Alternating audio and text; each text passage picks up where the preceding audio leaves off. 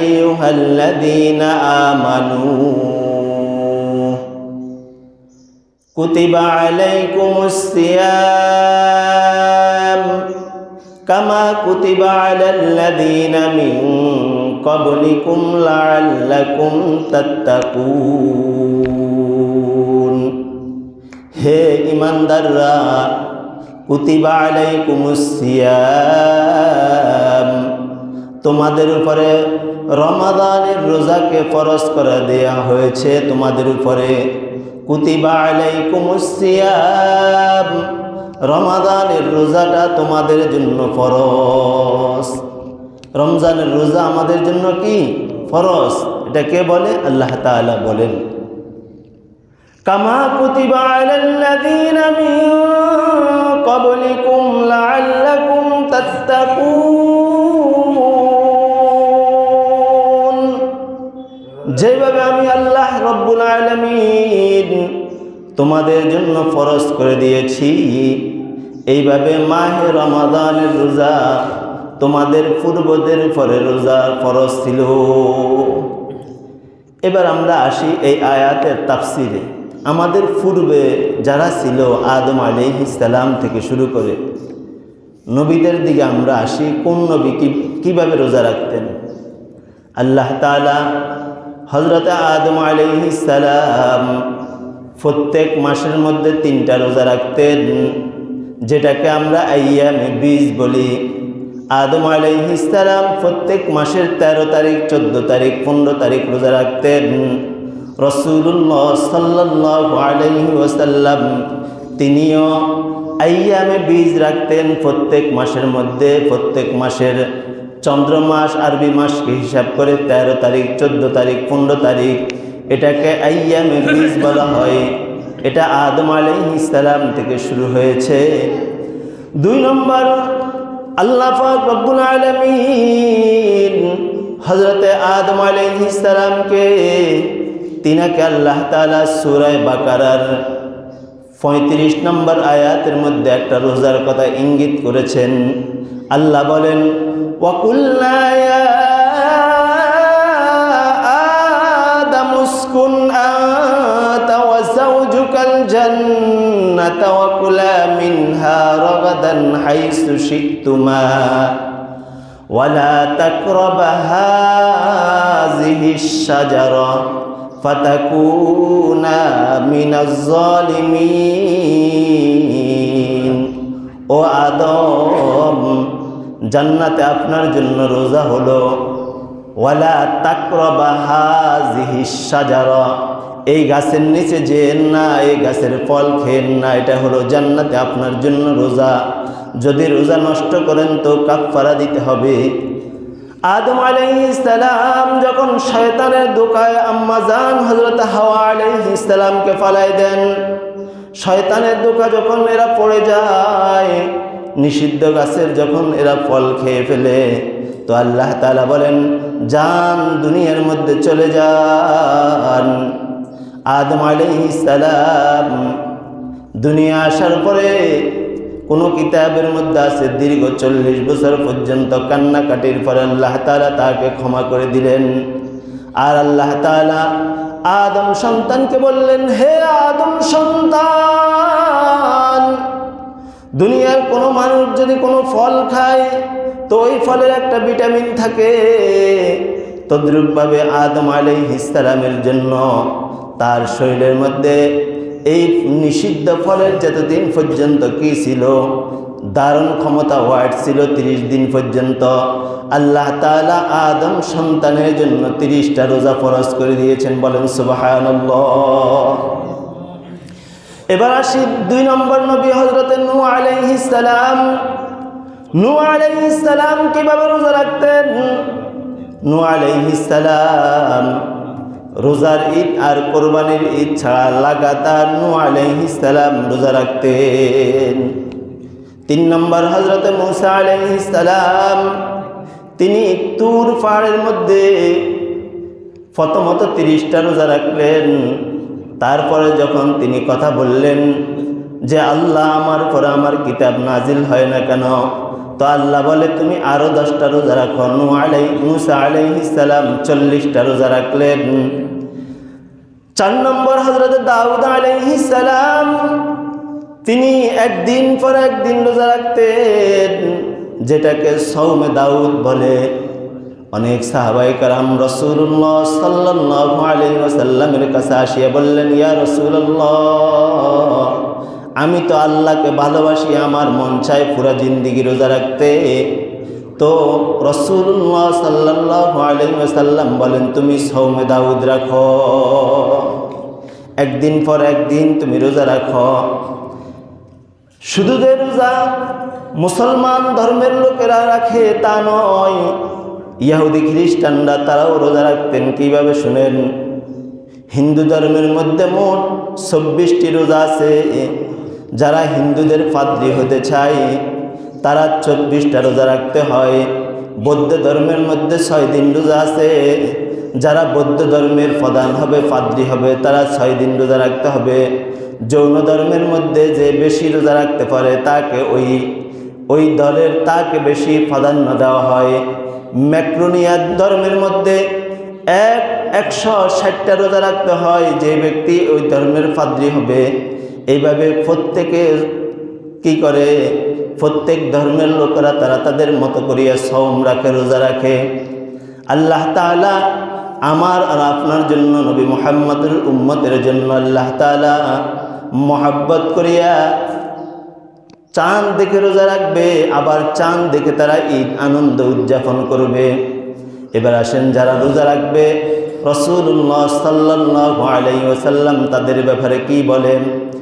قال خطبنا رسول الله صلى الله عليه وسلم في آخر يوم من شعبان। রাসূল সাল্লাল্লাহু আলাইহি ওয়াসাল্লাম বলেন, শাবান মাস শেষ পর্যায়ে তোমরা শুনে রাখো। قال يا أيها الناس, হে লোক সকল, قد أظلكم شهر عظيم شهر مبارك شهر فيه ليلة خير من ألف شهر। তোমাদের মধ্যে এমন একটা বরকতময় মাস চলে আসছে, ফি লাইলাতুন খায়রুম মিন আলফি শাহর, ওই মাসের মধ্যে আবার একটা রাত আছে যে রাতটা হাজার হাজার রাত চেয়ে দামি। বলেন সুবহানাল্লাহ। লাইলাতুল কদর, এই রাতটা হাজার হাজার রাত চেয়ে দামি। এবার আল্লাহর হাবিব বলেন, জাআলাল্লাহু সিয়ামাহু ফারিদাতান, মাহে রমাদানের রোজা তোমাদের জন্য ফরজ করে দেওয়া হয়েছে। জাআলাল্লাহু সিয়ামাহু ফারিদাতান ওয়া কিয়ামাল লাইল,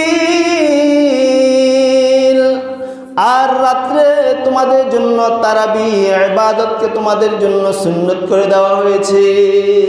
তারাবি কি? তারাবি কি? সুন্নত। বলেন তারাবি কি? হাদিস কি? কিয়ামাল লাইল তাতাওয়ান। এখন অনেকে আপনাদেরকে আহলে হাদিস যারা আছে এরা ফতুয়া দিবে, 8 রাকাত পড়ো, 6 রাকাত পড়ো, 4 রাকাত পড়ো। আর না পড়লে কি হবে? গুনাহ হবে। সুন্নত ছাড়িয়ে দিলে কি হবে? গুনাহ হবে। তাহলে হাদিসের উপর আর কোনো প্রমাণ দরকার আছে নি? নাই। মান তাকাররাবা ফীহি বিখাসলাতিন মিন খায়রিন কানা কামান আদ্দা ফারিজাতান ফীমা সাওয়াহু। আল্লাহর হাবিব সাল্লাল্লাহু আলাইহি ওয়াসাল্লাম বলেন, যে ব্যক্তি মাহে রমাদানের মধ্যে একটি নফল ইবাদত করবে, সে যেন মাহে রমাদানের বাহিরে একটি ফরজ কি করলো? আদায় করলো। বলেন সুবহানাল্লাহ। ওয়ামান আদ্দা ফারিদাতান ফীহি কানা কামান আদ্দা 70 ফারিদাতান ফীমা সাওয়াহু। আল্লাহর হাবিব সাল্লাল্লাহু আলাইহি ওয়াসাল্লাম ফরমান, যে ব্যক্তি মাহে রমাদানের মধ্যে একটি ফরজ আদায় করলো, সে যেন মাহে রমাদানের বাহিরে 70টি ফরজ আদায় করলো। বলেন সুবহানাল্লাহ। এবার আমরা বিশ্লেষণের দিকে আসি। রমজানে একটি নফল আদায় করলে সব কি হবে? একটা ফরজ কাজ আদায় করলে যেই পরিমাণ সব হয়, ওই পরিমাণ সব আল্লাহ তাআলা আমার আর আপনার আমলনামার মধ্যে দিয়ে দিবে। বলেন সুবহানাল্লাহ। এবার আসেন, রমজানে একটি ফরজ আদায় করলে লাভ কি? 70টি ফরজ যদি আপনি আদায় করেন তো আপনার আমলনামার মধ্যে আল্লাহ তাআলা ওই পরিমাণ সওয়াবকে লিপিবদ্ধ করে দেয়। এবার সামান্য একটু বিশ্লেষণ দিই। ফজরের নামাজ কয় রাকাত? 2 রাকাত। আপনি যদি রমজানে পড়েন 2 রাকাত ফজরের নামাজ আদায় করেন তো আল্লাহ তাআলা আপনাকে রমজানের বাহিরে 70 বার ফজর নামাজ পড়লে যেই পরিমাণ সওয়াব হতো ওই পরিমাণ সওয়াব আল্লাহ তাআলা আপনার আমলনামার মধ্যে দিয়ে দিবে। বলেন সুবহানাল্লাহ। তাহলে এগুলা কি বানায় বলতেছি না হাদিস বলতেছি? এখান থেকে উঠার পরে খুতবাটা এখানে রাখবো, বাংলা সহকারে আছে, কেউ দরকার হলে দেখিনি। কথা বুঝছেন নি? ওয়াহুয়া শাহরুস সবরি ওয়াস সবরু, আল্লাহর হাবিব সাল্লাল্লাহু আলাইহি ওয়াসাল্লাম বলেন এটা সবরের মাস। মাহে রমাদান তোমাদের জন্য সবরের মাস। ওয়া শাহরুল মাওয়াসাতি ওয়া শাহরু ইউজাদু ফীহি রিজকুল মুমিনিন, আর রমজান মাসের মধ্যে তোমাদের জন্য, তোমরা যে মুমিন, তোমাদের জন্য আমি আল্লাহ তাআলার পক্ষ থেকে দোয়া করি তোমাদের জন্য রিজিক আল্লাহ তাআলা বৃদ্ধি করে দেয়, বাড়ায় দেয়। বলেন সুবহানাল্লাহ। এই মাসের মধ্যে ধরে নেন আমরা কয় কেজি আপেল, মালটা, কমলা, নাশপাতি, আঙ্কুর, খেজুর কয় কেজি খাইছেন?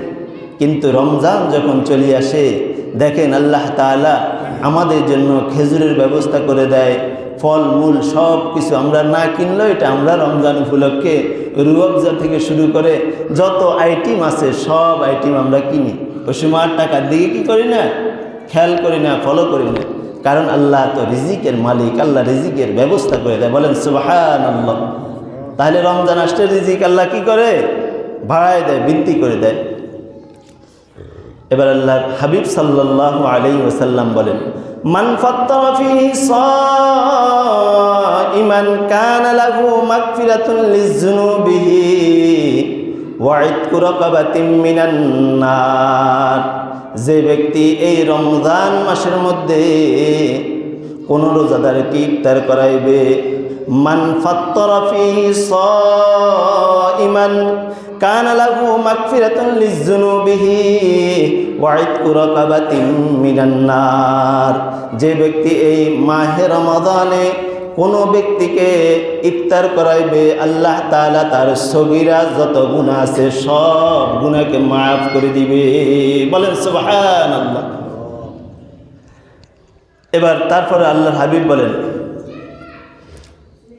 ওয়া ইতকু রাকাবাতিন মিনান নার, আর যদি কোনো ব্যক্তির নাম দোজখের মধ্যে লিপিবদ্ধ করে দেওয়া হয় তো সে যদি মাহে রমাদানে কোনো ব্যক্তিকে ইফতার করায় আল্লাহ তাআলা তার দোজখ থেকে নাম কাটিয়ে বেহেশতের মধ্যে লিপিবদ্ধ করে দেয়। বলেন সুবহানাল্লাহ। তাহলে ইফতার করাইবেন তো রমজান আসলে, আমাদেরকে অলরেডি আমাদের সভাপতি সাহেব দাওয়াত দিয়ে দিছে। কথা বুঝছেন নি? এইভাবে সবার মন থাকতে হবে যে আমার কাছে যা কিছু আছে আমি চেষ্টা করব রমজান আসতেছে কিছু লোককে মসজিদে হোক বাড়িতে হোক আমি আমার সামর্থ্য অনুযায়ী কিছু মানুষকে ইফতার করাবো। কথা বুঝছেন নি? ইনশাআল্লাহ। ওয়া কানা লাহু মিসলু আজরিহি মিন গায়রি আন ইয়ানতাকিসা মিন আজরিহি শাইউন। একজন সাহাবী রাসূলুল্লাহ সাল্লাল্লাহু আলাইহি ওয়াসাল্লামকে বলেন, ওগো আল্লাহর হাবিব, আমি যে একজন বড় লোকের কাছে যাইয়া ইফতার করাই, ইফতার কি করব? বড় লোকের কাছে যাইয়া যে আমি ইফতার করব তো আমি রোজাদারের সওয়াব কি আল্লাহ কমাইবেনি? কথা বুঝছেন নি? যেমন সভাপতি সাহেব আমাদেরকে দাওয়াত দিছে যে রমজানের অমুক তারিখে আপনাদের সবার দাওয়াত, এখন আমরা যদি দাওয়াতে অংশগ্রহণ করি তাহলে যে আমরা যে রোজা রাখলাম এই রোজার সওয়াব কি কমানো হবে? আল্লাহর হাবিব বলেন না। দেখেন সব কিছু আল্লাহর হাবিব বলে দিয়েছেন। ওয়া কানা লাহু মিসলু আজরিহি মিন গায়রি আন ইয়ানতাকিসা মিন আজরিহি শাইউন। শুনে রাখো, মাহে রমাদানে তোমাদেরকে যদি কোনো ব্যক্তি ইফতার করায় তো তুমি যে রোজা রাখলা তোমার রোজার বিন্দু মাত্র সওয়াব আল্লাহ তাআলা কমাইবে না। বলেন সুবহানাল্লাহ। কুলনা ইয়া রাসূলুল্লাহ, এবার সাহাবায়ে কেরাম প্রশ্ন করা শুরু করেছেন, কুলনা ইয়া রাসূলুল্লাহ, ওগো আল্লাহর হাবিব, আমরা যে অন্য মানুষকে ইফতার করাইবো, আমাদের তো ওই সময় নাই, ওই সমতুল্য টাকা পয়সা এগুলা আমাদের নাই। কুলনা ইয়া রাসূলুল্লাহ লাইসা কুন্না নাজিদু মা নুফাত্তিরু বিস-সাইমি, ওগো আল্লাহর হাবিব, আমি তো গরিব, আমার সামর্থ্য নাই, একজন মানুষকে যে পেট ভরিয়ে আমি খানা খাওয়াইবো ওই পরিমাণ তো আমার কাছে টাকা পয়সা নাই, আমি তো গরিব। আল্লাহর হাবিব সাল্লাল্লাহু আলাইহি ওয়াসাল্লাম বলেন, শুনো, তুমি যে গরিব, তোমার সামর্থ্য নাই রোজাদারকে ইফতার করানোর মতো, তাহলে শুনো। ফাকালা রাসূলুল্লাহ সাল্লাল্লাহু আলাইহি ওয়াসাল্লাম, রাসূলুল্লাহ সাল্লাল্লাহু আলাইহি ওয়াসাল্লাম বলেন, ইউতিল্লাহু হাযাস সাওয়াবা মান ফাত্তারা সাইমান আলা মাসকানাতি লাবানিন। লাবান অর্থ দুধ। তোমার বড় সামর্থ্য থাকা লাগবে না, তুমি রোজাদারকে যদি এক ডোব পরিমাণ দুধ তুমি পান করাইতে পারো, তাহলে তুমি রোজাদারের সমতুল্য সওয়াব পেয়ে যাবি। বলেন সুবহানাল্লাহ। তাহলে কাউকে রমাদানে দাওয়াত দিলে শুধু পেট ভরি খানা খাওয়াইতে হবে না, আপনার সামর্থ্য অনুযায়ী যদি আপনি খাওয়ান তাহলে আপনি সওয়াব পেয়ে যাবেন।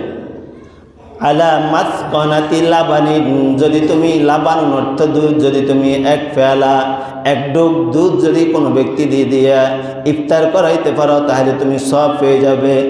আও তামরিন, অথবা তোমার বেশি কিছু নাই, তুমি একটা সামর্থ্য আছে, একটা খেজুর দিয়া কোনো গরিবকে ইফতার করাইবে, তো তুমি ওই গরিবকে যদি একটা খেজুর দাও তাহলেও তুমি রমাদানের রোজা ওই গরিব রাখিয়া যেই পরিমাণ সওয়াব অর্জন করেছে তোমার আমলনামার মধ্যে আল্লাহ ওই পরিমাণ সওয়াবকে লিপিবদ্ধ করে দিবে। বলেন সুবহানাল্লাহ। আও শারবাতিম মিন মাইন, মাউন অর্থ পানি, অথবা তুমি শরবতের পানি অথবা এমনি পিওর পানি দিয়ে কোনো ব্যক্তি যদি তুমি রোজাদারকে ইফতার করাও তাহলেও আল্লাহ তাআলা ওই রোজাদারের সমতুল্য সওয়াব তোমার আমলনামার মধ্যে দিয়ে দিবে। বলেন সুবহানাল্লাহ। এবার সাহাবায়ে কেরাম প্রশ্ন করলেন, মান আশবা সাইমান সাকাল্লাহু মিন হাউজিহি শারবাতান লা ইয়াদমাউ হাত্তা ইয়াদখুলাল জান্নাহ। ওগো আল্লাহর হাবিব, আমি যে একজন গরিবকে একজন মানুষকে ইফতার করাইলাম, আমি কি সওয়াব পাইলাম? কথা বুঝছেন নি? আপনি যে রমজান মাসের মধ্যে কোনো ব্যক্তিকে ইফতার করাইবেন তো আপনি কি সওয়াব পাইলেন? আপনাকে কি দেওয়া হবে? আল্লাহর হাবিব সাল্লাল্লাহু আলাইহি ওয়াসাল্লাম বলেন, মান আশবা সাইমান সাকাল্লাহু মিন হাউজিহি শারবাতান লা ইয়াদমাউ হাত্তা ইয়াদখুলাল জান্নাহ।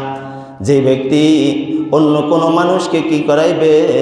রমাদান মাসের মধ্যে ইফতার করাইবে, তো আল্লাহ পাক রব্বুল আলামিন তাকে হাউজে কাউসারের পানি পান করাইবে। বলেন সুবহানাল্লাহ। রমাদানে কাউকে ইফতার করাইলে সব কি পাবেন? হাউজে কাউসারের পানি কিয়ামতের দিন আল্লাহ তাআলা ওই মানুষকে পান করাইবে। এই জন্য সামর্থ্য অনুযায়ী আমাদের যার যা আছে সামর্থ্য অনুযায়ী অন্য মানুষকে রমাদানে, সে বড়লোক হলো, চেষ্টা করবেন গরিবদেরকে ইফতার করাইতে। গরিব না হলে মধ্যবিত্ত, মধ্যবিত্ত না হলে বড়লোক। কথা বুঝছেন নি? কিন্তু করাইতে হবে, তাহলে অনেক সওয়াব। এবার আল্লাহর হাবিব বলে, শুনো, মান মিন হাউজিহি শারবাতান লা ইয়াদমাউ হাত্তা ইয়াদখুলাল জান্নাহ। যে ব্যক্তি হাউজে কাউসারের পানি একবার পান করবে, তো হাউজে কাউসারের পানি একবার পান করার কারণে আল্লাহ পাক রব্বুল আলামিন ওই আল্লাহর বান্দার বান্দিকে তাদেরকে আল্লাহ তাআলা জান্নাতে বেহেশতে ঢোকার আগ পর্যন্ত আর তার পিপাসা দিবে না। বলেন সুবহানাল্লাহ। তাহলে হাউজে কাউসারের পানি যদি কিয়ামতের দিন একবার এক ডুব পান করেন, তো কিয়ামতের আগে কিয়ামতের পরে যদি হাউজে কাউসারের পানি পান করেন, তো বেহেশতে ঢোকার আগ পর্যন্ত আর আপনার আর পিপাসা লাগবে না। এক ডুব পানি খেয়ে আপনি জান্নাতে চলে যেতে পারবেন। না হয় কিয়ামতের দিন হাদা লাদ্রি, কি করলাম, আমার তো দুনিয়াতে অনেক সম্পদ ছিল, আরে যদি কোনো মানুষকে যদি ইফতার করাইতাম তো আর কিয়ামতের দিন আমি এত অনেক লং টাইম তো আমি আর দাঁড়ায় থাকা লাগতো না পিপাসার মধ্যে। এই জন্য আল্লাহ তাআলা আমাদেরকে বোঝার জন্য তৌফিক দান করে, বলেন আমিন। ওয়া হুয়া শাহরুন আউয়ালুহু রাহমাতুন। রমজানে আল্লাহ তাআলা 3টা ভাগ করেছেন। আল্লাহর হাবিব বলেন রমজানে তোমাদের জন্য 3টা ভাগ। ওয়া হুয়া শাহরুন আউয়ালুহু রাহমাতুন, প্রথম 10 ভাগ হলো রহমত। রমজানের প্রথম 10 ভাগ হলো কি? রহমত। এখানে কোনো উল্লেখযোগ্য মুফাসসিরিন কেরাম, মুহাদ্দিসিন কেরাম এটাকে প্রাধান্য দিয়েছেন, আবার এটাকে যঈফও বলেছেন। তাহলে রমজানের প্রথম ভাগ ওয়া হুয়া শাহরুন আউয়ালুহু রাহমাতুন, প্রথম 10 দিন হলো রহমত। ওয়া আওসাতুহু মাগফিরাতুন, দ্বিতীয় 10 দিন হলো মাগফিরাত। ওয়া আখিরু ইতকু রাকাবাতিন মিনান নার, আর তৃতীয় 10 দিন হলো নাজাত। তাহলে রহমত, মাগফিরাত, নাজাত। রমজানের প্রথম 10 দিন রহমত, দ্বিতীয় 10 দিন মাগফিরাত, তৃতীয় 10 দিন হলো নাজাত। ওয়ামান খাফফাফা আন মামলুকিহি ফিহি গফারাল্লাহু লাহু ওয়া আ'তাকাহু মিনান নার। আর যে ব্যক্তি এই মাসের মধ্যে কোনো দাসের কাজকে হালকা করে দিবে, তো আল্লাহ তাআলা মাফ করে দিবে, মুক্তি দান করবে। বলেন সুবহানাল্লাহ। দাসী কি চিনেননি? যেমন রমজানে আপনার কাজ করার জন্য একজন ব্যক্তি আসছে, এখন 9টা থেকে কাজ করে 1টা পর্যন্ত বা 2টা পর্যন্ত। তো রমজানে সে 9টা বাজে আসলো কাজ করার জন্য। আপনি বললেন, রে মাহে রমাদান তো, তুমি 1টা বাজে চলে যাইও, তোমার কাজ 1 ঘন্টা কমাই দিলাম, বা 1.5 ঘন্টা 2 ঘন্টা কমাই দিলাম, যা নামাজ পড়তে হবে বা তুমি তোমার মতো ইবাদত করো। তাহলে এটাও আল্লাহর হাবিব সাল্লাল্লাহু আলাইহি ওয়াসাল্লাম বলেছেন যে রমাদানে তোমরা তোমাদের দাসীর কাজকে কি করে দাও? হালকা করে দাও, তাদেরকে বেশি